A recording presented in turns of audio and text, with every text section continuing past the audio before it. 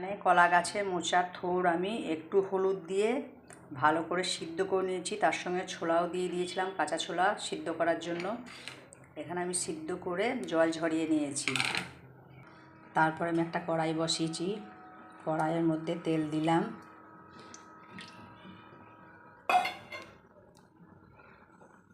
তেলটা আমার গরম হয়ে গেছে। এখানে আমি সাদা জিরা দিলাম ফোড়ন, দুটো তেজপাতা দিলাম, ছোটো ছোটো করে আলু কেটে রেখেছিলাম ওগুলোই দিলাম।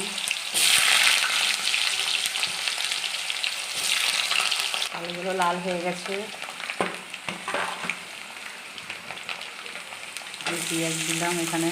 তারপরে তোমরা চাইলে পেঁয়াজ দিতেও পারো, আবার না দিতেও পারো, কিন্তু আমি এখানে পেঁয়াজ দিলাম। এটা চিংড়ি মাছ দিয়েও করা যায়, খুব ভালো লাগে।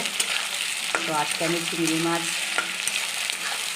বাড়িতে ছোলা ছিল কাঁচা, ওই জন্য কাঁচা ছোলা দিয়েই করলাম।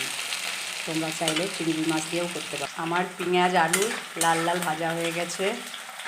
এখানে আমি গোটা জিরে আদা রসুনের পেস্ট বানিয়ে রেখেছিলাম, ওইটা দিলাম।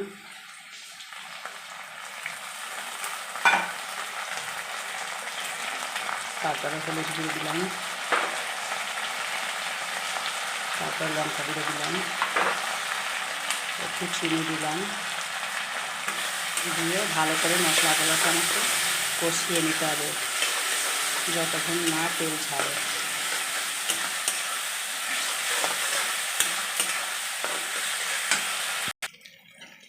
দেখো আমার মশলা থেকে তেল ছেড়ে গেছে। আমি ভালোভাবে মশলাটা কষিয়ে নিয়েছিলাম। এরপরে যে আমি থোড়টা সিদ্ধ করে রেখেছি সেটা ওর মধ্যে দেবো, ছোলার আর থোড়।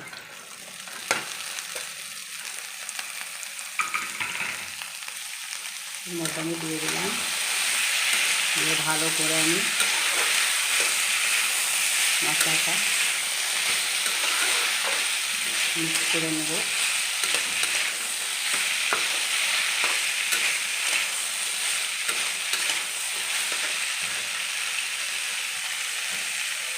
এবার স্বাদ অনুযায়ী নুন দিলাম,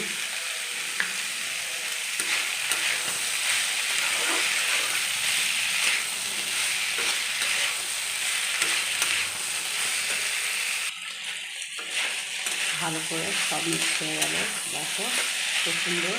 এগুলো প্রথমে আমি সিদ্ধ করে রেখেছিলাম বলে খুব বেশি জল দেবো না, অল্প জল দেবো, আলুগুলো দিয়েছি বলে, যাতে আলুগুলো সিদ্ধ হয় সেরকম পরিমাণে জল। এই দেখো আলুগুলো সিদ্ধ হওয়ার মতো জল দিলাম। আগে এগুলো প্রথমে সিদ্ধ করে রেখেছিলাম বলে খুব বেশি জল দিলাম না। এবার ফুটুক ভালোভাবে।